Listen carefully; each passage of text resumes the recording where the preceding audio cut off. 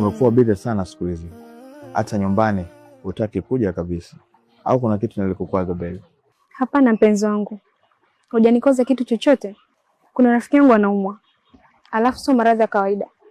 Kwa hiyo muda mwingi huwa anakuwa na ndugu yake kwa ajili ya kumsaidia. Oh, pole sana baby. Lakini nami pia nahitaji uwepo wako. Kwa hiyo wewe unajitahidi basi. Wala usiku moja mpenzi wangu. Tuonane. Sawa, nimekuelewa mpenzi wangu. Nitafanya hivyo. Umesema rafiki yako anaumwa na ugonjwa wake sio wa kawaida. Kwani anasumbuliwa na nini? Ni story ndefu sana mpenzi wangu. Acha niwahi nikajua kinachoendelea. Then tutawasiliana. Okay, naomba uwe makini sana. Sinajua nakupenda. Usijali kipenzi changu. Ila nawe pia uwe makini. Unajua wanaume hapa duniani mbaki wachache sana. Wasije kukuteka palangu. Kuamini kama pumzi ya moyo wangu.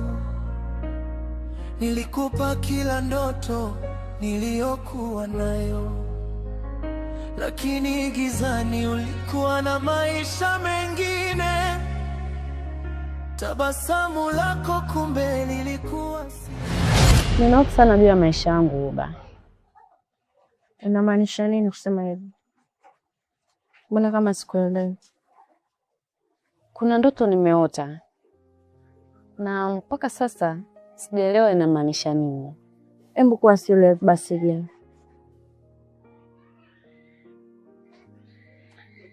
Alikuwa akinionya nikae mbali na wewe. La sivyo ataniua. Na alisema kwamba nina bahati kwa sababu vita yake huwa hapigano na wanawake. Na alikuwa na kaka mmoja ameshika fimbo na wamevaa mavazi meusi. Mungu wangu. Nadhani huyo mtu ndio yeye ambaye alokuja usiku akawa anazungumza naye. Na kibaya zaidi mpaka sasa hajaniunguka chochote. Aliyakuwa